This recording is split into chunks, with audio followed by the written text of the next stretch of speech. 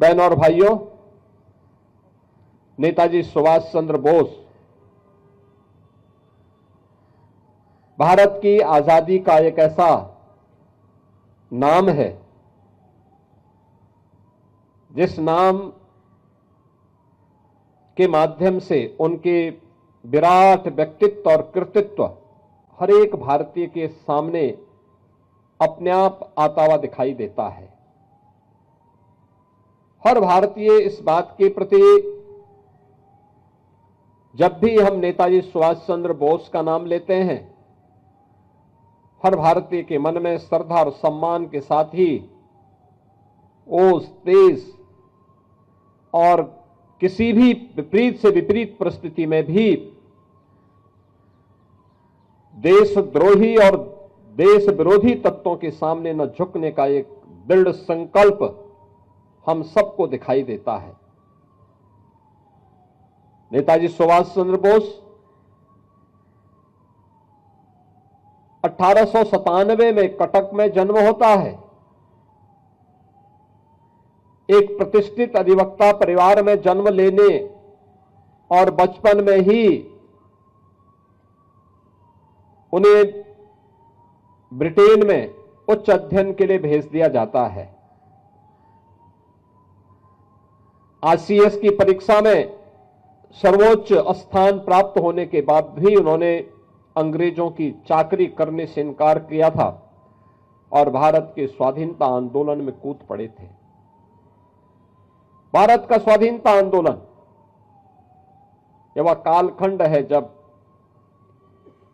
गांधी जी के नेतृत्व में पूरा देश इस आंदोलन को एक नई दिशा देने की ओर अग्रसर था।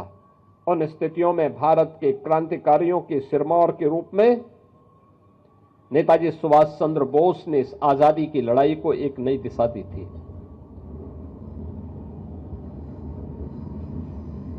उनका विराट व्यक्तित्व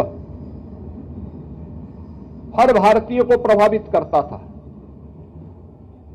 भारत के अंदर हो या भारत के बाहर, उन्होंने भारत की आजादी के लिए जो योगदान किया, उनका एक एक शब्द अपने आप में आजादी के आंदोलन का मंत्र बन गया। याद करिए ना, जिन्होंने उस समय कहा था, भारतवासियों का आह्वान किया था कि तुम मुझे खून दो, मैं तुम्हें आजादी दूंगा, यह भारत की आजादी का एक मंत्र बन गया। उनका उद्घोष दिल्ली चलो का आज भी हर भारतीय को प्रेरित करता है।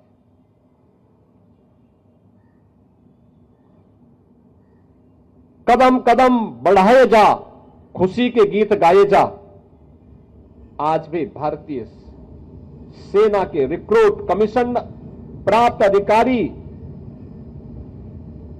अपने दीक्षांत समारोह में बड़े शान के साथ हर भारत का सैनिक इस गीत को आज भी गाता है। यह भी नेताजी सुभाष चंद्र बोस की देन है।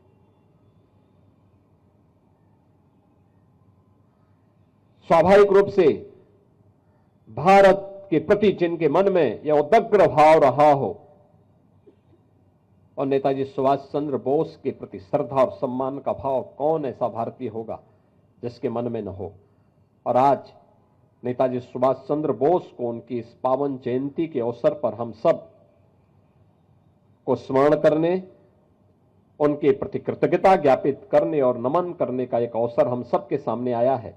मैं आज के इस अवसर पर नेताजी सुभाष चंद्र बोस के योगदान के प्रति कृतज्ञता ज्ञापित करते हुए प्रदेशवासियों की ओर से आजादी के आंदोलन को उनके द्वारा दी गई जो दिशा थी, भारत में रह करके, भारत के बाहर रह करके भी उन्होंने जो योगदान दिया, जर्मनी में, जापान में और दुनिया के तमाम अन्य देशों में जाकर के जो नेतृत्व प्रदान किया, वह हर भारतीय के लिए स्मरणीय है।